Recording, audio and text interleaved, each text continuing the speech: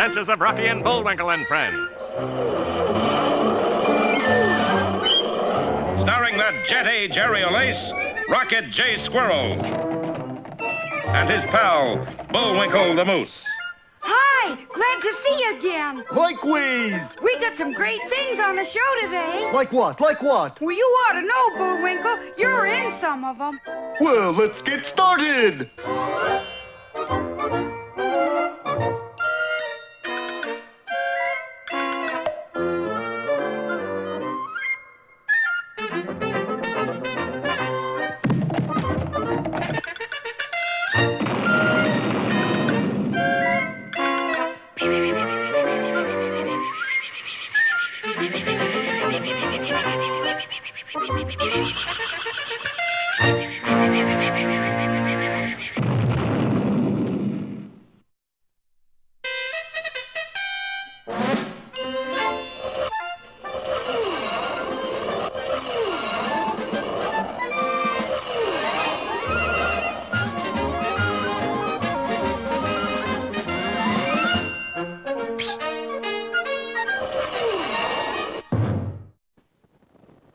Well, Bullwinkle arrived in Hollywood to take the movie capital by storm.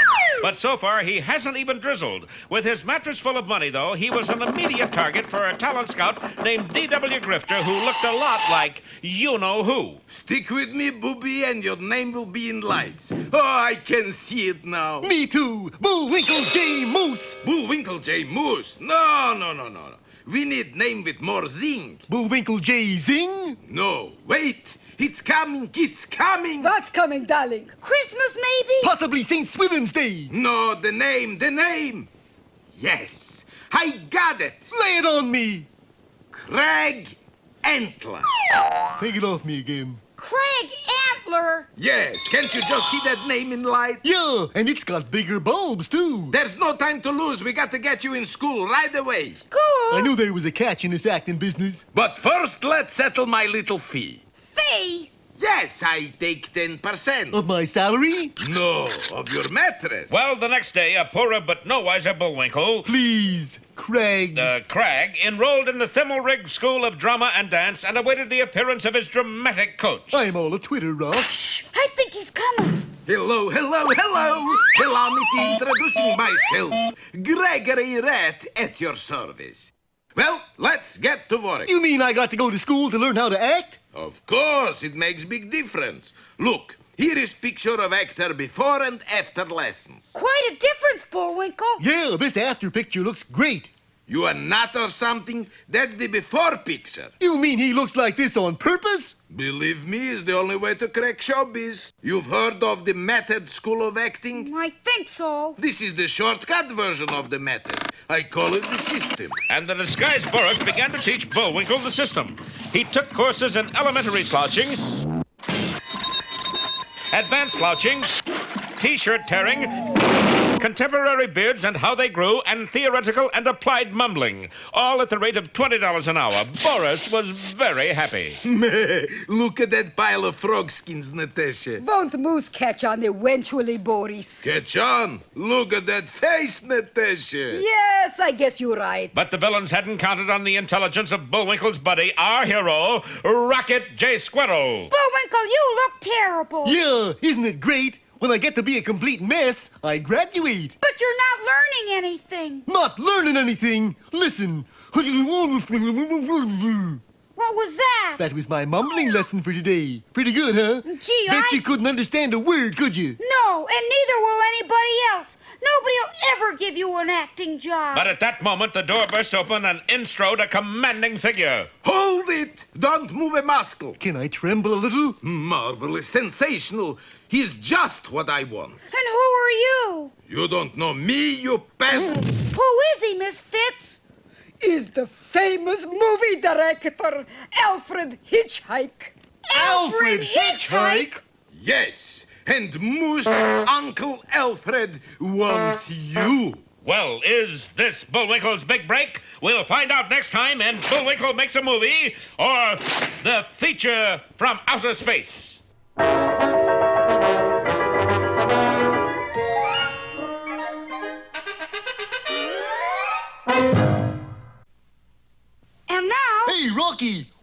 pull a rabbit out of my hat. But that trick never works. This time for sure.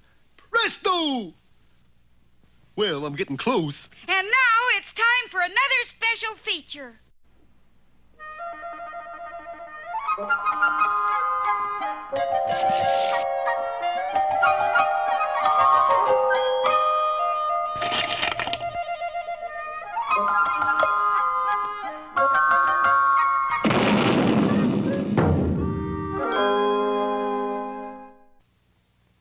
A long, long time ago, there was a little kingdom which perched on the top of a high mountain. The king of this little kingdom was constantly trying to find new ways to raise money to buy the things he thought the country needed.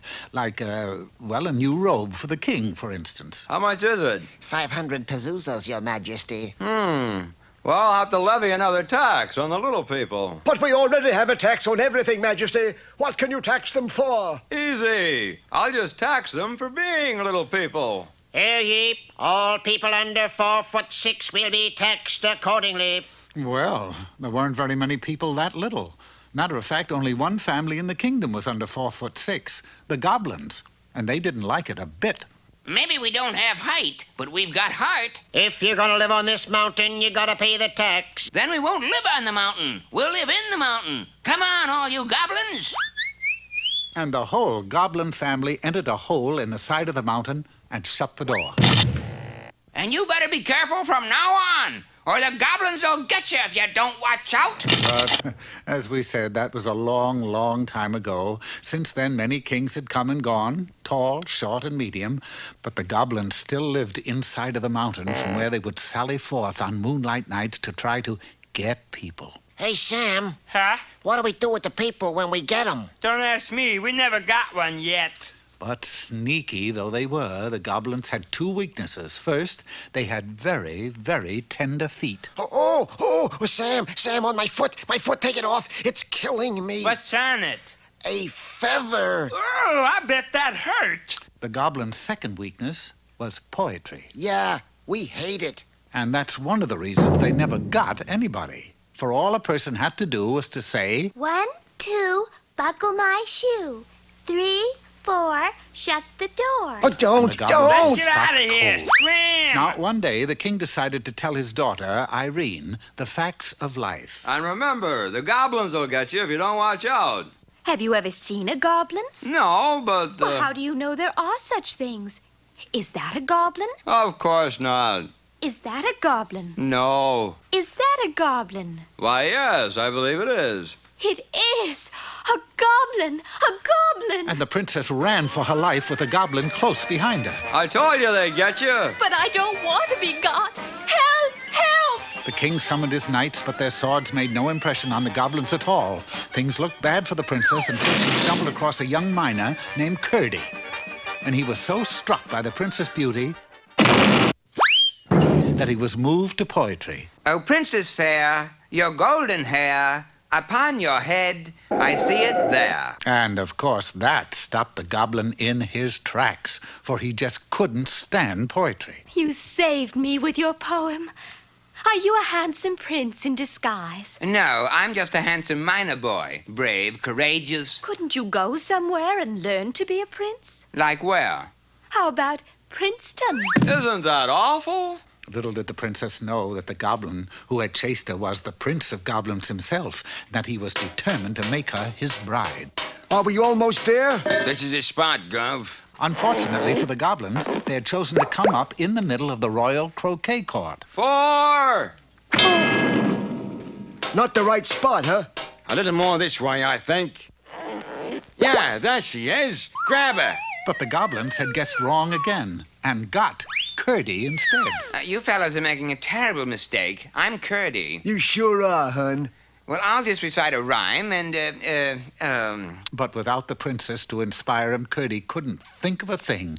And in just no time, Curdy found himself in a very embarrassing position. Do you take this earthling for your wife? She sure looks different. Could I take it out in the daylight and look at it? And so the goblins came out of the mountain with Curdy still closely guarded. But who should he see just outside the hole but the princess herself? Again inspired, Curdy burst into verse. What a gladsome fine surprise, now to see you with my eyes. I love you more, my lovely princess, than pies of apples or of minces. Well, the guards just couldn't stand that. I really can't blame them. Stamp on their toes. Stamp on their toes. And the goblins fled back into the mountain forever. See? I told you the goblins will get you if you don't watch out. But you were wrong. I was? Sure. It's the love bug that gets you if you don't watch out.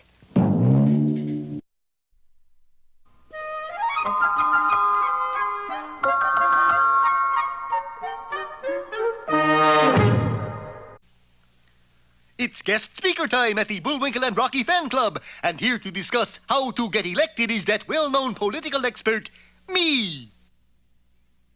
Oh, boy, if that's political expert, I'm Little Miss Moffat. The first step in getting elected is to get nominated. We're now open for nominations. I nominate Captain Peach Fuzz. Thank you, Rocky, and I nominate you, too. Is Regular Mutual Nomination Society. Any more? Queen Marie. But she doesn't belong to our club. So we lower our standards a little and let her join. Any more nominations? So far, it's Rocky, Captain Peach Fuzz, and Queen Marie. Bullwinkle. Thank you, Rock. I accept the nomination. Nominations are now closed. Now the rugged campaign starts. Speeches, rallies. And so, my friends, I ask you, do you want honest leadership? Yes! Do you want intelligent leadership? Yes! Do you want Bullwinkle Moose? No! Funny, it says yes here. How am I ever going to win this election? Bullwinkle and Rocky Fan Club. Bullwinkle, did you vote yet? Yeah, I'm the first one here. Congratulations, you win by landslide. How's that again? Look out window. A landslide is blocked only road to clubhouse. Nobody can vote but you. Then you mean Rocky won by a landslide. I voted for him.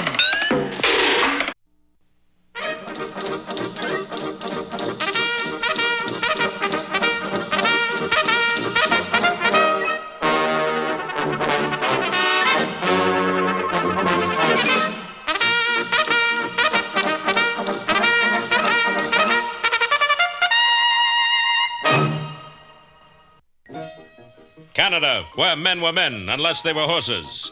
And it was here in this secluded valley that Canada's most valiant steeds roamed wild and unfettered. It was from this vast herd the Canadian Mounted Police selected their mounts. Well, Do-Right, I see you got yours. Yes, Inspector. He's a beauty. Palomino, I think. Tell me, what is that hanging down from underneath? An extra saddle, Inspector. The Mountie sitting on the cow is our indefatigable hero, Dudley Do-Right, decathlon champion of the 1904 Olympics, which were not held that year. Well, sir, if you'll excuse me, I think I'll take Whirlwind here back to the post and give him a brushing down. You do that, Do-Right. For 2 weeks, Dudley put his noble steed through a rigorous training course. Jumping, trotting, saluting, everything that was required of a Mountie horse. It wasn't until the animal gave 14 pints of milk that Dudley became suspicious. Inspector? What is it, Do-Right? I think my horse is sick. Luckily for all concerned, one of the Mounties was an ex-veterinarian. It was he who labeled the horse a cow.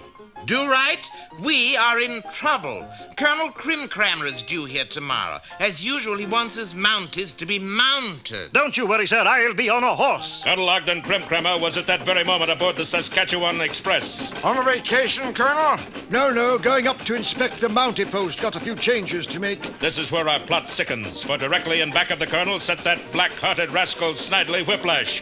Egad, this situation is positively rampant with evil ramifications. I beg your pardon, Colonel Crimcrammer, but the engineer would like to have a word with you. Oh, really? Where is he? In the last car. The colonel was already in the last car, therefore when he left it, he left the train. Whiplash, posing as Colonel Crimcrammer, appeared at the post the following morning. Good to see you again, Fenwick. You've changed, Colonel. Last year you were 6'3". Whiplash was about to come up with a reason why he had shrunk when his beady eyes ran down the line of men and focused on Dudley. I must be seeing things. There's a Mountie sitting on a rocking horse. Do-Right. It was the only horse I could find, Inspector. Steady, boy. You'll have to excuse him, Colonel. He's just getting over a case of hoof and mouth. Get off the rocker, Do-Right. Do-Right is the only man here who anticipated my new regulation. What new regulation is that? This one. And Whiplash hastily scribbled an order stating that henceforth all Mounties would ride rocking horses. Naturally, when the criminal element heard of this, they ran wild. Inside of a week, Canada was in the grip of an unprecedented crime wave. Do-Right, the Canadian National Bank has just been robbed. Go get him. But it was a little difficult to go get him when your horse merely rocked back and forth. Hours passed, and the situation grew more tense. Any sign of the bank robbers, Do-Right? Not yet, Inspector, but I'm on their trail. At that rate, the only way a criminal would be caught was if he happened to come to the post, which is exactly what happened.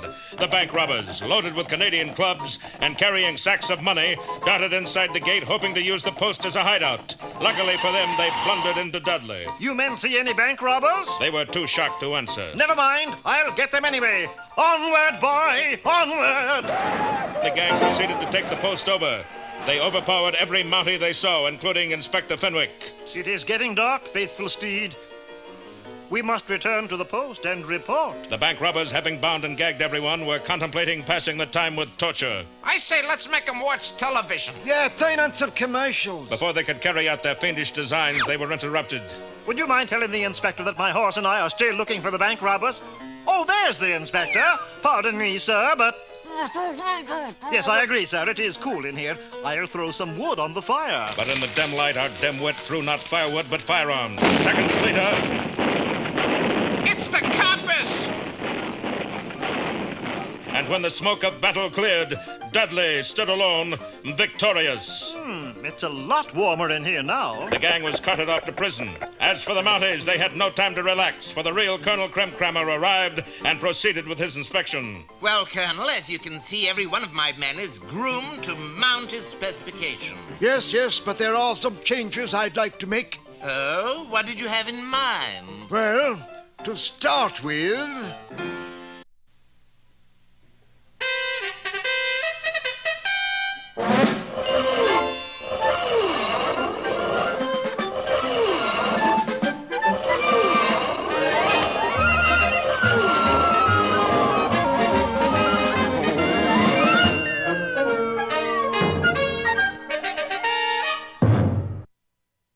Last time you remember, Bullwinkle was discovered by the famous movie director Alfred Hitchhike. He's sensational. He's got a certain something that no other movie actor has. What certain something? A pair of antlers. That's good. You mean you're really going to put Bullwinkle in a movie? We start shooting in the morning. Oh, boy, a Western. No. It's a stark and soul-searing tragedy. A picture to tear at your purse strings.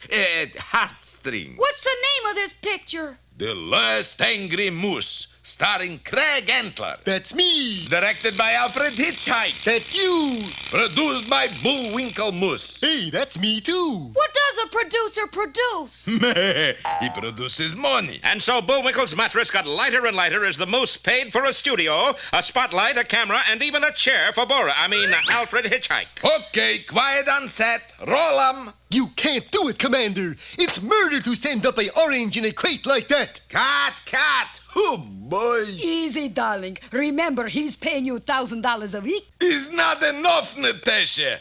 Okay, next scene. You heard me, T-Texas. This here town ain't big enough for the both of us. Well, I'm a-fixin' to do something about that right now. You gonna draw? Yes, sir. I'm gonna draw up plans for a bigger town. Oh, Natasha, there must be easier way to steal money. But then one day, The Last Angry Moose was finished, and our heroes prepared to attend the big gala premiere of their picture. Hurry, Bullwinkle. Rocky, it's gone. My money mattress is gone. Oh, who could have taken it? Who, indeed, but your fiend and my fiend, Boris Badenoff, who was at that moment heading for the border. But, darling, why did we steal mattress? Moose was giving us the money. I just couldn't face another day of watching him act. Meanwhile, our heroes, rumpled and dejected... That's Rocky and Bullwinkle. Oh, well. Anyway, they arrived late at the theater just as the picture was ending. Don't get too close, Rock. You'll get your feet wet. What do you mean? It's a pretty tragic tragedy, you know. So? So when these doors open, there's going to be a flood of tears. But when Bullwinkle opened the theater doors, he heard...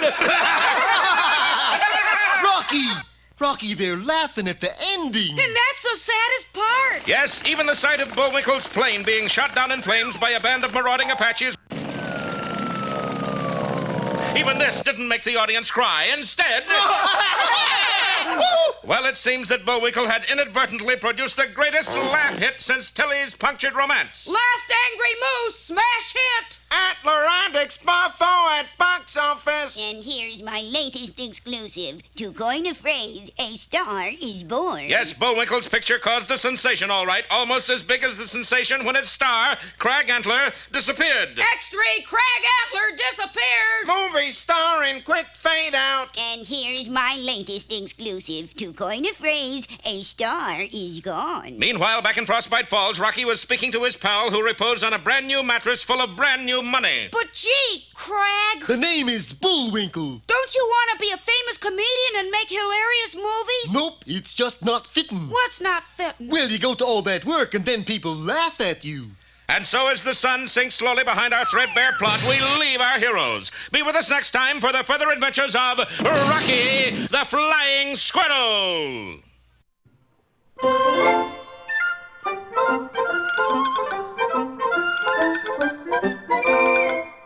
Well, I guess that about wraps up another Rocky show. Certainly hope you enjoyed it. I did. I always say. Bullwinkle, time for us to go. Already? Okay, but first, here are some of the people who made this show impossible.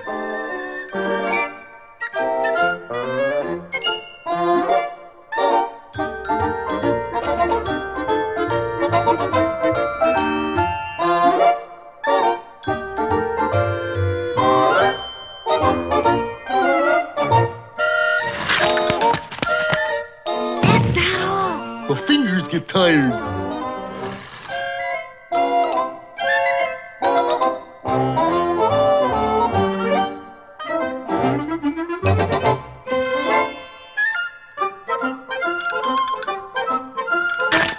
Oop! Got away from me again. Well, see you next time. Ready, Bullwinkle? Hurry! Oop!